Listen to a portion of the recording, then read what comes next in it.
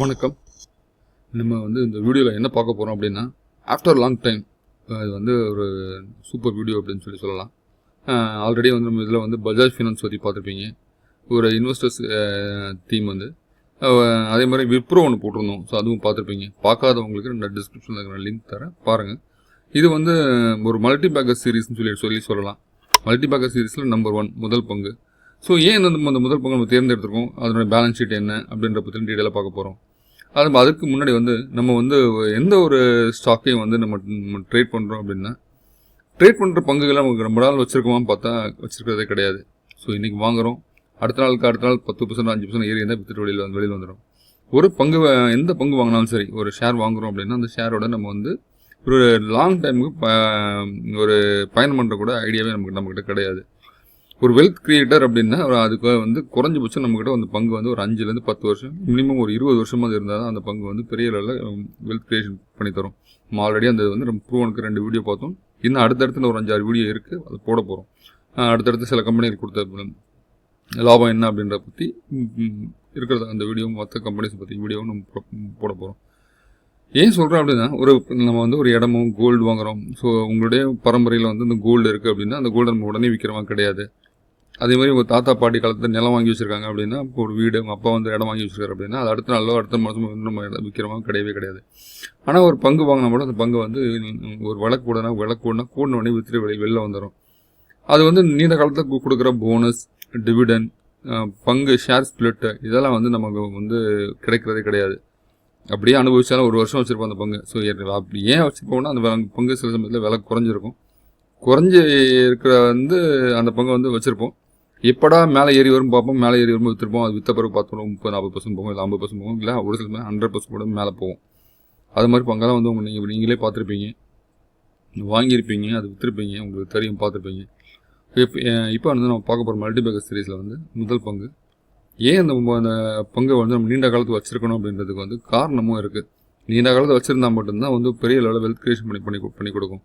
ஒரு பஜாஜ் ஃபினான்ஸ் ஆகட்டும், விப்ரோ ஆகட்டும், ஒரு 20 வருஷத்துக்கு முன்னாடி 10,000 15,000 முதலீடு பண்ணியிருந்தாங்க அப்படின்னா, அது பார்த்தோம் அப்படின்னா ஒரு 300 கோடிக்கு மேலே லாபம் கொடுத்துருக்காது. நான் உங்களுக்கு ஆல்ரெடி அந்த வீடியோவில் நான் சொல்லியிருப்பேன். அதுக்கான ப்ரூஃப்ஸும் காமிச்சிருந்தேன் அந்த வீடியோலலாம். ஸோ இது மாதிரி ஒரு இருக்கும்போது ஒரு நீண்ட கால பங்கு, நீண்ட கால முதலீட்டாளர் அப்படின்னா கண்டிப்பாக நீங்கள் பங்கு வாங்கினீங்க அப்படின்னா பயணம் பண்ண வச்சு அது கூட ட்ராவல் பண்ண கற்றுக்கோங்க. அந்த பங்கையும் உங்கள் கூட ஒரு என்ன சொல்கிறது, ஒரு கோல்டு மாதிரி, அசட் மாதிரி வச்சு பயணம் பண்ணுங்க. வாங்கி போட்டு மறந்துடுங்க. எனக்கு தெரிஞ்ச வரைக்கும் அவ்வளோதான். நல்ல நிறுவன பங்கு ஒரு 20 வருஷம் கழிச்சு தூசி தட்டி எடுத்தால் கூட ஒரு நல்ல பலன் தரும் அப்படின்றதுக்கு நிறையா எக்ஸாம்பிள்ஸ் இருக்குது. அது மாதிரி ஒரு பங்கு தான் இப்போ நம்ம பார்க்க போகிறோம். இது ஒரு பிஎஸ்யூ நிறுவனத்தோட பங்கு. இந்த பங்கு எல்லாமே டிஃபென்ஸ் கிடையாது அப்படின்னு கூட சொல்லலாம். டிஃபென்ஸில் ஒரு முக்கியமான ஒரு மூளை, கண், அது மாதிரி ஒரு நிறுவனத்தோட பங்கு. இப்போ உங்களுக்கு எல்லாருக்கும் புரிஞ்சிருக்கும்னு நினைக்கிறேன். ஸோ நம்ம வீடியோக்குள்ளே போயிடலாம் வாங்க. ஸோ இந்த நிறுவனம் பார்த்திங்கன்னா பாரத் எலக்ட்ரானிக்ஸ் லிமிடெட் அப்படின்ற ஒரு நிறுவனம். இந்த நிறுவனம் டிஃபென்ஸில் பெரிய லெவலில் பொருட்கள் தயாரிக்கிறாங்க. அதில் நிறையா இப்போ நம்ம இம்போர்ட் பண்ணுறது கிடையாது. நிறையா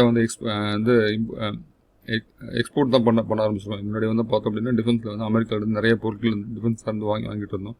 அமெரிக்கா, இஸ்ரேல், ரஷ்யா இவங்ககிட்ட நிறையா வாங்கிட்டு இருந்தோம். அது மாதிரி இப்போ நம்ம சொந்தமாக நம்மளே தயாரிக்கிறோம். S-400 அப்படின்ற ரஷ்யா கிட்ட வாங்கினா அதே மாதிரி ஒரு சிஸ்டம் கூட அவங்க பெல் நமக்கு தயாரித்து கொடுத்துருக்காங்க. இப்போ சமீபத்தில் ஆப்ரேஷன் சிந்தூரில் அந்த ரேடார் நமக்கு பெரிய லெவலில் நம்ம உதவி பண்ணதை, ட்ரோன்ஸை அழிச்சதை நம்ம பார்த்துருப்போம். ஸோ இதெல்லாம் நம்ம இதை பாரத் எலக்ட்ரானிக்ஸ் தான் பண்ணி கொடுக்குறாங்க. டிஃபென்ஸில் பார்த்தோம் அப்படின்னா ஃபஸ்ட்டு ஒரு நிறுவனம் ஸ்ட்ரைக் ஆகுது அப்படின்னா அது பெல்லாக தான் இருக்கும். இது radar, missile, communication, electronics, warfare systems இதெல்லாம் ரெடி பண்ணுற ஒரு நிறுவனம். இவங்க என்ன பண்ணுறாங்க அப்படின்னு பிஸ்னஸ் மாடல் என்ன, எக்ஸ்போர்ட் ஆர்டர் இருக்கா, ஃபியூச்சர் க்ரோத் எப்படி இருக்கும் அப்படின்றது டீட்டெயிலாக அந்த வீடியோவில் பார்க்க போகிறோம். இவங்க பார்த்தோம் அப்படின்னா டிஃபென்ஸ் செக்டரில் ஒரு 80 உங்களுக்கு வருமானம் அப்படின்றது டிஃபென்ஸ் செக்டரில் ஒரு 80% வருமானம், மீதி 20% மற்ற இதில் ஸோ இந்த என்ன சொல்கிறது, மெடிக்கல் லைன்லேருந்து இவி மிஷின்ஸ், இந்த மாதிரி இந்த மற்ற டிராஃபிக் கண்ட்ரோல் சிஸ்டம், இதெல்லாம் மற்ற துறைகளில் அவங்களோட வருமானம் 20% வருது. அதையும் பார்க்க போகிறோம். என்ன சிஸ்டம் ரெடி பண்ணி கொடுக்குறாங்க அந்த 20% நம்ம பார்க்க போகிறோம். பெல் பார்த்தோம் அப்படின்னா ஒரு pure defence strategic electronic company. இது பிஎஸ்யூலேருந்து வேறுபடுத்த ஸ்பெஷல் ப்ராடக்ட் ரேஞ்சில் ஒரு நிறுவனம் கூட சொல்லலாம். ஸோ இவங்க வந்து ரெடி பண்ணுற பொருட்கள் அப்படின்னு சொல்லி ப்ராடக்ட்ஸ் அப்படின்னு பார்த்தா radar systems first. Type of radars என்னென்ன வச்சுருக்காங்க அப்படின்னா long range surveillance radar, 3D tactical radar, weapon locating radar, low level lightweight radar, coastal surveillance radar. இந்த ரேடார்ஸ்லாம் எதுங்கெல்லாம் யூஸ் பண்ணுறாங்க அப்படின்னு பார்த்தோம் அப்படின்னா இந்தியன் ஏர்ஃபோர்ஸில், இந்தியன் நேவியில், இந்தியன் ஆர்மியில் யூஸ் பண்ணுறாங்க. ஸோ இதெல்லாம் வந்து எப்படி அப்படின்னா ஸோ எனிமி வந்து வந்து டிடெக்ட் பண்ணுறோம் அப்படின்னா ஏர்கிராஃப்ட், அந்த எனிமியோட ஏர்கிராஃப்ட், ட்ரோன்ஸ், மிசைல்ஸ் டிடெக்ட் பண்ண எசென்சியலான ஒரு ப்ராடக்ட்ஸ் இது எல்லாமே. இப்போ வந்து சமீபத்தில் ஆப்ரேஷன் சிந்தூரில் நிறைய ட்ரோன்ஸ் வந்து துருக்கிட்டேருந்து பாகிஸ்தான் வந்து துருக்கியிலேருந்து வாங்கின ட்ரோன்ஸ் வந்து இது அனுப்பிச்சிருந்தாங்க. அந்த ட்ரோன்ஸ் வந்து டிடெக்ட் பண்ணுற ப்ராடக்டாக தான் வந்து இந்த long range surveillance radar, weapon locating radar, இந்த லோ லைட் ரேடார் இதெல்லாம் வந்து செயல்படுது. அந்த ட்ரோனை கண்டுபிடிக்கும், அதுக்கான மிசைலை வந்து அனுப்புறதுக்கான டெக்னாலஜி DRDO ஆல்ரெடி வந்து நம்ம ரெடி பண்ணி வச்சுருப்பாங்க. அதை வந்து அனுப்பிச்சு அந்த ட்ரோனை வந்து காலி பண்ணிடுவாங்க. இதுதான் வந்து வார்ஃபேரில் நடக்கிறது அடுத்தது. ஸோ அடுத்தது பார்த்தோம் அப்படின்னா மிசைல் வெப்பன் எலக்ட்ரானிக்ஸில் வந்து பார்த்தோம் அப்படின்னா ஆகாஷ் மிசைலுக்கு வந்து தேவையான radar and control system, Astra மிசைலுக்கான electronics system, anti tank missile subsystem, surface to air missile electronics இதெல்லாம் வந்து பார்த்தோம் அப்படின்னா fire control radars, gun control system, tank electronics இதெல்லாம் வந்து வெப்பன் கண்ட்ரோல் வந்து கொடுக்குறாங்க. இது பார்த்தோம் அப்படின்னா இந்த நிறுவனம் தயாரிக்கல வந்து DRDO வந்து ஒரு பாடியாக செயல்பட்டோம் அப்படின்னா அதுக்கு வந்து மூளையாகவும் கண்களாகவும் செயல்படுறது பெல் நிறுவனமாக தான் இருக்குது. So missile is equal to body DRDO. இந்த பாடி வந்து DRDO அதாவது DRDOவில் செஞ்ச பாடியாக இருக்குது. அதுக்கு வந்து பாடி வந்து பார்த்தோம் அப்படின்னா ஆகாஷ் மிசைல், அக்னி, அப்புறம் வந்து பார்த்தோம் பிரம்மோஸ் இதெல்லாம் அந்த மிசைல்ஸ் வந்து DRDO ரெடி பண்ணுற மிசைல்ஸ். அது வந்து ரெடி பண்ணுறவங்க யாருன்னு பார்த்தோன்னா BDL அப்படின்ற ஒரு நிறுவனம் வந்து அந்த ரெடி பண்ணி பாரத் டைனாமிக்ஸ் அப்படின்ற நிறுவனம் அந்த ஏவுகணைகள் ரெடி பண்ணி கொடுக்குறாங்க. அந்த ஏவுகணைகள் ரெடி பண்ணுறதுக்கு அந்த இதை வந்து எங்கே கொண்டு போய் அடிக்கணும்னு சொல்கிறது மூளையாகவும் கண்களாகவும் செயல்படுறது பெல் நிறுவனத்தோட சிஸ்டம்ஸ் தான் வந்து அதுக்கு வந்து கொண்டு போய் சேர்க்கறதோட ஒரு டார்கெட்டை வந்து அச்சீவ் பண்ணி கொடுக்குற இடம் வந்து பெல் நிறுவனத்தோட ப்ராடக்ட்ஸ் தான். இது இங்கே தான் வந்து இந்த டார்கெட் இருக்குது, இதை போய் தான் அடிக்கணும் அப்படின்றத பெல் நிறுவனத்தோட ரேடார்ஸாக இதுதான் வந்து நாங்கள் அச்சீவ் பண்ணி கொடுக்குறது. அதுக்கு அதனால பிரெயினும் மூளையும் கண்களாகவும் பெல் நிறுவனத்தோட பொருட்கள் வந்து செயல்படுது.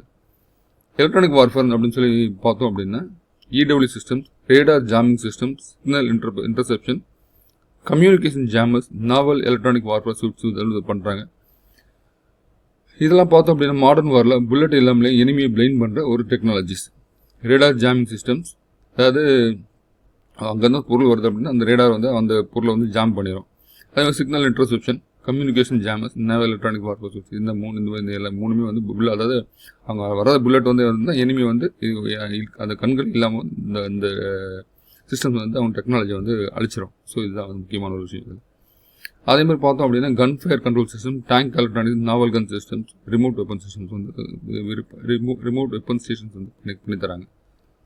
அதுக்கடுத்து பார்த்தோம் அப்படின்னா கமாண்ட் கண்ட்ரோல் கம்யூனிகேஷன் அப்படின்னு C4I சிஸ்டம்ஸ் வந்து ரெடி பண்ணி தராங்க. இது வந்து எங்கெல்லாம் யூஸ் ஆகுது அப்படின்னா battlefield management systems, network centre warfare solutions, secure military communication, command and control சென்டர்ஸ்க்கு வந்து அது வந்து இந்த கமாண்ட் கண்ட்ரோல் கம்யூனிகேஷன்ஸ் வந்து யூஸ் ஆகுது. இது வந்து இந்த என்டர் ஒரு வார் பண்ணுது அப்படின்னா இந்த கண்ட்ரோல் பண்ணுற பிரெயின் மூளையாக வந்து செயல்படும். இந்த இது வந்து இப்போ அவங்க வந்து ஒரு ரேடார் அந்த ஏவுகணைகளோ ஏதோ அனுப்பிச்சாங்க அப்படின்னா அந்த டிடெக்ட் பண்ணி இங்கே தான் வந்து இருக்குது, இது அடுத்த வந்து என்ன பண்ணணும் அப்படின்றதெல்லாம் வந்து மேனேஜ்மெண்ட் பண்ணுற பேட்டில் ஃபீல்ட் மேனேஜ்மெண்ட் சிஸ்டம். இப்போ நெட்வொர்க்கில் பண்ணுற system, security military communication, command and control systems வந்து பாரதத்தோட முக்கியமான ப்ராடக்ட்ஸ் எல்லாமே இதில் வர ஒரு ப்ராடக்ட்ஸ் எல்லாமே. ஸோ அவங்க பண்ணித்தராங்க. அதுக்கு அடுத்து பார்த்தோம் அப்படின்னா ஸ்பேஸில் வந்து ஸ்ட்ராட்டஜிக் எலக்ட்ரானிக்ஸ் வந்து பண்ணித்தராங்க. முக்கியமாக வந்து இதுவும் வந்து ஒரு இஸ்ரோவோட சேர்ந்து பண்ணுறாங்க. ஸ்பேஸ் ப்ராடக்ட்டில் வந்து பார்த்தோம் அப்படின்னா satellite communication models, launch vehicle electronics, space grade power systems இதெல்லாம் வந்து பண்ணுறாங்க. இதில் வந்து பார்த்தோம் அப்படின்னா ஸ்ட்ராட்டஜிக்காக இப்போ nuclear command communication, highly secure encrypted systems பண்ணுறாங்க. இது வந்து இஸ்ரோ கூட ஸ்ட்ராட்டஜி ஃபோர்ஸை யூஸ் பண்ணுற டாப் சர்ச் டெக்னாலஜியை வந்து இஸ்ரோ கூட சேர்ந்து பண்ணுறாங்க. ஸோ அதுக்கடுத்து பார்த்தோம் நாவல் சிஸ்டம்ஸ். இது வந்து நமக்கு வந்து ஒரு எக்ஸ்போர்ட்டில் வந்து பெரிய பொட்டன்ஷியல் கொடுக்குற ஒரு இது ப்ராடக்ட்ஸாக இருக்குது Bharat Electronics. Shipborne radars, sonar electronics, combat management system, coastal defence system. இதை வந்து நம்ம ஃப்ரெண்ட்லி கண்ட்ரிஸ், நெய்பர்ஹுட் கண்ட்ரிஸ்க்கு வந்து நேமிஸ்க்கு எல்லாம் எக்ஸ்போர்ட் பண்ணிகிட்டு இருக்கோம் இந்த ப்ராடக்ட். அதுக்கடுத்து பார்த்தோம் அப்படின்னா நான் டிஃபென்ஸ் ஸ்பெஷல் ப்ராடக்ட்ஸ், டைவர்ஷன், அதாவது டிஃபென்ஸ் இல்லாத ப்ராடக்ட்ஸ் சொல்லி சொன்னா இல்லையா, அதில் என்னென்ன ப்ராடக்ட்ஸ் பண்ணுறாங்க அப்படின்னு பார்த்தோம் அப்படின்னா மெடிக்கல் எலக்ட்ரானிக்ஸ் மெடிக்கல் தேவையான அந்த electronic products, ICU ventilators, patient monitors, ECG machines எல்லாமே இவங்க பண்ணி தராங்க. ஸோ அந்த நம்ம ஹார்ட் ஆப்ரேஷன் பண்ணுறவங்க இசிஜி மிஷின் பார்த்துருப்பீங்க, இந்த ஹார்ட்டுக்கு சம்மந்தப்பட்ட இசிஜி மிஷின், அது பேஷண்ட்டோட மானிட்டர், ஐசியூவில் இருக்காங்க அப்படின்னா அந்த மானிட்டர் பண்ணுற மிஷின், ஐசியூ தேவையான வென்டிலேஷன் பண்ணி தராங்க. ஸோ இது மெடிக்கல் துறைக்கு தேவையான ப்ராடக்ட்ஸ் இதெல்லாமே. அதுக்கடுத்து பார்த்தா சிவில் அண்ட் ஸ்மார்ட் சிட்டிக்கு வந்து என்ன பண்ணி தராங்க, இவிஎம் எலெக்ஷன் ஓட்டிங் மிஷின்ஸ், நம்ம வந்து ஓட்டிங் போடுறோம் இல்லையா, ஓட்டிங் மிஷின் அது வந்து பாரத்தில் என்ன பண்ணுறாங்க. அது இல்லாமல் surveillance camera system, smart city command centres, traffic management system, command and control centres பண்ணுறாங்க. அந்த கமாண்ட் அண்ட் கண்ட்ரோல் சென்டர்ஸோட ப்ராடக்ட்ஸ் பண்ணி தராங்க. அதுக்கடுத்து ரயில்வேஸ்க்கும் பவருக்கும் என்னென்ன பண்ணி தராங்க, சிக்னலிங் சிஸ்டம் பண்ணி தராங்க, சோலார் இன்வெர்டர்ஸ் பண்ணி தராங்க, ஸ்மார்ட் மீட்டர்ஸ் பண்ணி தராங்க, இவி சார்ஜிங் எலக்ட்ரானிக்ஸ் இது மிஷின்ஸ் பண்ணி தராங்க. ஸோ இது வந்து டிஃபென்ஸ் இல்லாமல் ஒரு 20% வருமானம் வந்து இந்த துறைகள்லேருந்து வருது அவங்களுக்கு. பிஸ்னஸ் ஸ்டைல் எப்படி பணம் பண்ணுறாங்க அப்படின்றத பார்த்தோம் அப்படின்னா, ஆர்டர் பிஸ்னஸ் இவங்களுக்கு கவர்மெண்ட் டிஃபென்ஸ் ஆர்டர்ஸ் வந்து கண்டினியூஸாக கிடைக்கிறது. லாங் டேர்ம் கான்ட்ராக்ட், அதாவது 5-10 வருஷம் வரைக்கும் கான்ட்ராக்ட் பண்ணி எடுத்து பண்ணுறது.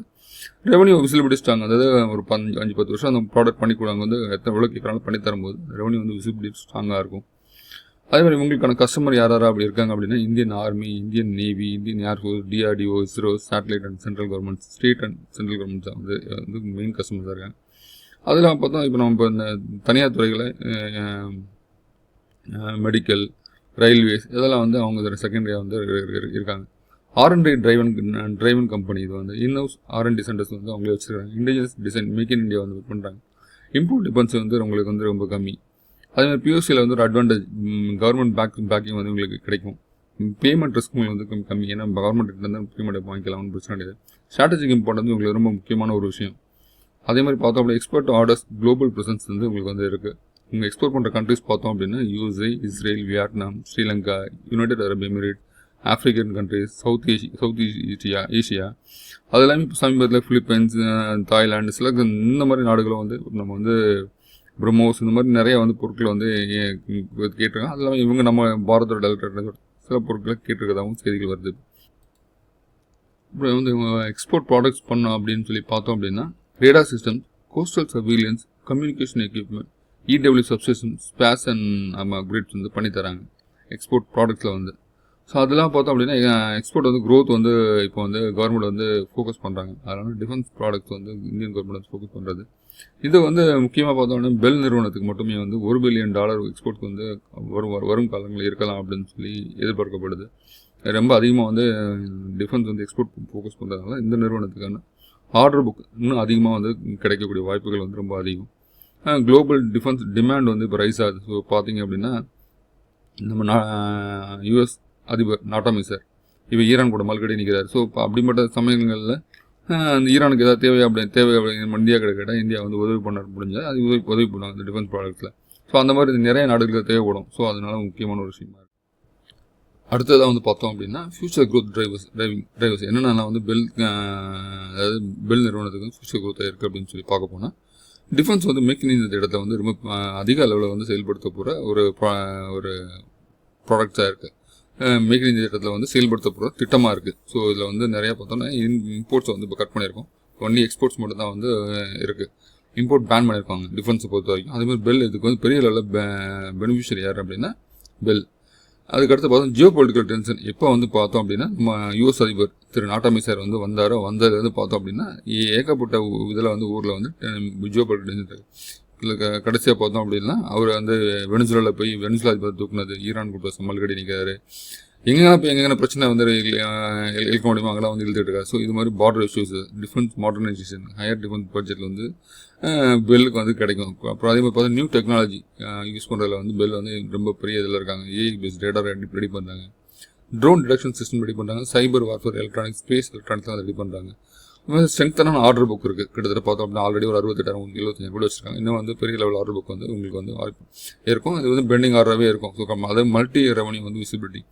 ஒரு ஆர்டர் புக் வாங்கினோம்னா 5 வருஷம் 6 வருஷம் சப்ளை கொடுக்க வேண்டியிருக்கும். இப்போ வந்து ஒரு ரேடார் சிஸ்டம் கேட்குறாங்க அப்படின்னா ஒரு 5 ரேடார் சிஸ்டம் கேட்குன்னா ஒரு 6 மாதத்துக்கு ஒரு ரேடார், ஒரு வருஷத்துக்கு ஒரு ரேடார் அப்படின்னு தான் கொடுப்பாங்க. மல்டி ரெவன்யூ வந்து உங்களுக்கு கிடச்சிக்கிட்டே இருக்கும். டிஃபென்ஸ் பட்ஜெட் வந்து வருஷம் பார்த்தா இன்க்ரீஸ் பண்ணிகிட்டே இருக்காங்க நம்ம கவர்மெண்ட். ஸோ சென்ட்ரல் கவர்மெண்ட் பார்த்தோம் அப்படின்னா இந்த கடைசியாக வந்து பட்ஜெட்டில் கூட டிஃபென்ஸுக்கான பட்ஜெட் வந்து இன்க்ரீஸ் பண்ணி கொடுத்துருக்காங்க. எக்ஸ்போர்ட் ஆர்டர் வந்து உங்களுக்கு வந்து பூமாக இருக்குது. ஸோ எல்லா கண்ட்ரிஸும் வந்து நம்மகிட்ட வந்து இந்த பெரிய இந்த ப்ராடக்ட்ஸ் வந்து எதிர்பார்க்கும். ஆப்ரேஷன்ஸ் இருந்ததுக்கு பிறகு வந்து பெல் நிறுவனத்துக்கு, பிடிஎல்லுக்கு, ஸோ இதுக்கு இந்த நிறுவனங்களுக்கெல்லாம் வந்து அதிகப்படியான ஆர்டர்ஸ் வந்து கிடைச்சிக்கிட்டு இருக்கு. இதுக்கு வந்து இப்போ பின்னாடி வந்து கவர்மெண்ட் வந்து அவங்களுக்கு பேக் போனாக இருக்காங்க. இது வந்து பார்த்தோம் அப்படின்னா வார் ப்ளஸ் ஜியோபால்ட் டெய்ல்வெண்ட் வந்து. ஸோ அதே மாதிரி இது ஏன் மல்டி பேக்கருக்கான பொட்டன்ஷியல் ஸ்டாக்காக இருக்கும் அப்படின்னு சொல்லி பார்க்க போனால், இதில் வந்து பார்த்தோம் அப்படின்னா ஆர்டர் புக் வந்து உங்களுக்கு பெரிய எக்ஸ்ப்ளோசிவ் ஆர்டர் புக் கண்டினியூஸாக கிடைக்கக்கூடிய வாய்ப்புகள் உண்டு. இந்த நிறுவனம் வந்து ஒரு மோனோபோலி நிறுவனமாக செயல்படும். லைக் பிஸ்னஸ் வந்து பார்த்தோம் அப்படின்னா இதில் வந்து இப்போ மற்ற நிறுவனங்கள் வந்து அந்த நான் போய் ரேடாக தயாரிக்கிறேன், அது பண்ணுறேன், இது பண்ணுறேன்னா யாரும் வந்து தனியாக வந்து செயல்பட முடியாது. ஸோ அதுக்கான பிஸ்னஸ்க்கான ஒரு மோனோபோலியான பிஸ்னஸ் வந்து இவங்க கிட்ட இருக்கிறது ஒரு ப்ளஸ் பாயிண்ட் உங்களுக்கு. அதே மாதிரி இம்போர்ட் வந்து பேன் பண்ணியிருக்காது, இன்னொரு plus. Make in India push வந்து இன்னொரு ப்ளஸ். ஸோ எல்லாமே வந்து பெல் நிறுவனத்துக்கான பெரிய ப்ளஸ்ஸாக இருக்குது. அதே மாதிரி இவங்களை பார்த்தோம் அப்படின்னா export margins plus domestic margin ஜிஸ் ஒரு பெரிய லெவலில் இது. ஏன் வந்து நம்ம பெல்லோட ப்ராடக்ட்ஸ் ஸ்பெஷல் அப்படின்னு சொல்லி பார்த்தோம் அப்படின்னா, make in India indigenous make in அப்படின்னு சொல்லி பார்த்தோம். மேக் இன் இந்தியா இடத்துல வந்து ரெடி பண்ணணும். ஹை என்ட்ரி பேரியர் இருக்குது, லாங் ப்ராடக்ட் லைஃப், அதாவது 20-30 வருஷத்துக்கு லைஃப், ரிப்பீட் ஆர்டர். ஸோ அந்த ஒரு பொருள் வாங்கினாங்க அப்படின்னா அதுக்கான இதுக்கு வந்து சப்போர்ட்டுக்கு ரிப்பீட் ஆர்டர் வாய்ப்புகள் வந்து இது கவர்மெண்ட் டிஃபென்ஸ் மோனோபோலி நேச்சராக வந்து ரெடி பண்ணியிருக்காங்க. ஒரு பெரிய லெவலில் இது பெல் நிறுவனம் பார்த்தோம் அப்படின்னா missiles, radars, electronic warfare, space, இந்தியாவோட டிஃபென்ஸ் வந்து அவங்களோட டிஃபென்ஸில் வந்து பேக் போனாக வந்து பெல் ப்ராடக்ட்ஸ் வந்து சைலண்ட்டாக ஒர்க் பண்ணிட்டு இருக்காங்க. இப்போ நம்ம லேட்டஸ்ட்டாக வந்து இதை வந்து ஆப்ரேஷன் சிந்தூரில் எல்லாரும் கண் முன்னாடி பார்த்துருப்போம். இதை சரி, ஒரு பிஸ்னஸ் ரன் பண்ணால் வெறும் ஒரு பக்கம் மட்டும் தான் இருக்கும் அப்படின்னு எதிர்பார்க்கணும். அதுக்கான ரிஸ்க்கும் இருக்கும் இல்லையா? அந்த ரிஸ்க் என்னென்ன அப்படின்றத பற்றியும் அதையும் பார்க்கலாம். ஸோ இது வந்து கவர்மெண்ட் பாலிசி டிபென்சி ஒரு முக்கியமான ரிஸ்க் இருக்கிறது. இது வந்து பிஎஸ்சி டிசிஷன் மேக்கிங் ஸ்லோ. அதாவது நம்ம கவர்மெண்ட் வந்து ஏதாவது ஒரு ஆர்டர் எடுக்கிறாங்க, அது வந்து நமக்கு தேவை அப்படின்னு சொல்லிட்டு அவங்களுக்கு பணத்தை வந்து சப்ளை இல்லாமல் இருந்தால், அது மாதிரி ஏதாவது பிரச்சனைகள் இருந்தால் அப்போ அந்த டைமில் வந்து கொஞ்சம் ப்ராடக்ட்ஸ் ரெடி பண்ணுறதுல ஸ்லோவாக இருக்கும்.